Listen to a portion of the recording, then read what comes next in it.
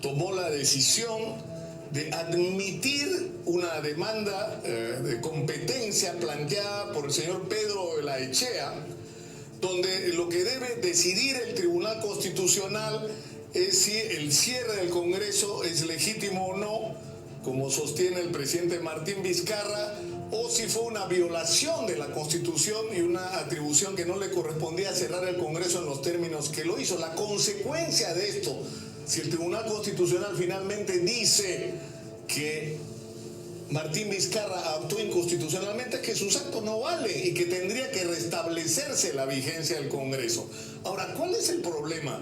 Ahora, simultáneamente, la decisión del Tribunal Constitucional rechaza la medida o la pretensión cautelar de que mientras se resuelve este asunto de fondo, se restablezca el ejercicio de las funciones del Congreso disuelto por Vizcarra. Ahora, ¿cuál es el problema? El problema es que quien firma la solicitud no es el señor Pedro de la Echea, empresario. Es el señor Pedro de la Echea que abajo dice presidente del Congreso de la República. Pero un momentito, si el Congreso está disuelto, ¿cómo alguien a nombre de un organismo que está disuelto puede presentar una cuestión de competencia y el tribunal admitirlo? Está admitiendo que el Congreso sigue existiendo. Es decir, es una contradicción total lo que está haciendo el Tribunal Constitucional, pero además hay un tema que no es de forma. El reglamento y la ley establece que cuando el Congreso quiere plantear una cuestión de esta naturaleza requiere del voto del Pleno del Congreso, que tampoco ha ocurrido. Entonces, el Tribunal Constitucional ha admitido a trámite una demanda de una persona que se reclama representante de una institución que está disuelta y que no ha cumplido con el requisito de antes haber puesto ese requerimiento a votación de esa institución actualmente disuelta. Entonces, esto nos enfrenta a por qué ocurren las cosas de la manera que ocurren en relación al Tribunal Constitucional. Y tiene que ver con cómo se construye el Tribunal Constitucional en el Perú.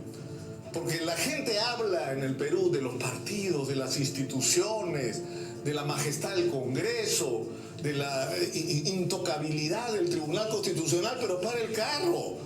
Al Tribunal Constitucional lo eligen los partidos, que si bien es una práctica internacionalmente aceptada, no estamos hablando de partidos en circunstancias normales, es decir, yo pongo el mío, tú pones el tuyo, y hacen unos cambalaches, yo voto por ti, tú por mí, en función de sus intereses, y eso ha sido tan escandaloso que ha provocado manifestaciones gigantescas en contra de la repartija, ustedes lo tienen que recordar, y que obligaron a ajustar los criterios para que esto, es decir, no los criterios sino los personajes, y eso ha permitido que algunos personajes excepcionalmente que han llegado al Tribunal Constitucional hayan actuado de una manera correcta.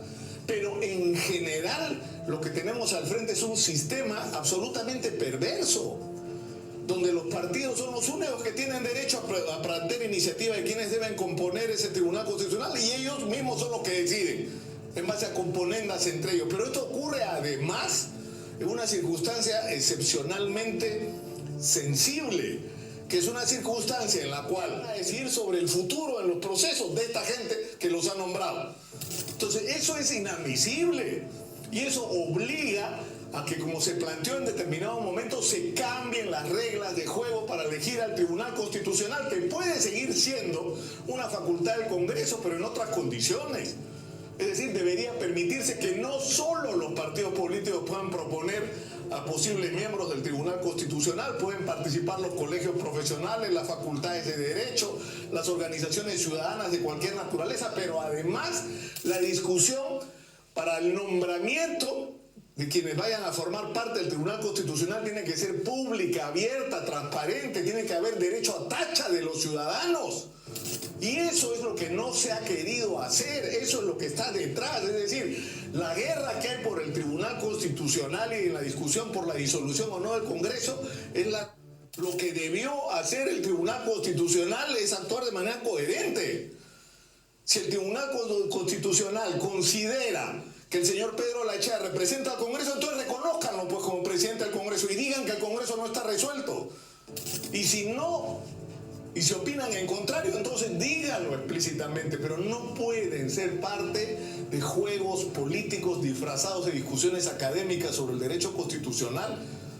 Empezamos a hablar de realidades. Es decir, no podemos seguir hablando de los partidos políticos cuando hay fiscales que opinan que han actuado como organizaciones criminales. Y no podemos hablar del Tribunal Constitucional como si viviera en una nube de perfección, ¿no? Impoluta, intocable, cuando es un organismo constituido por gente que ha sido puesta ahí por partidos políticos y que algunos de ellos incluso son militantes de algunos partidos políticos.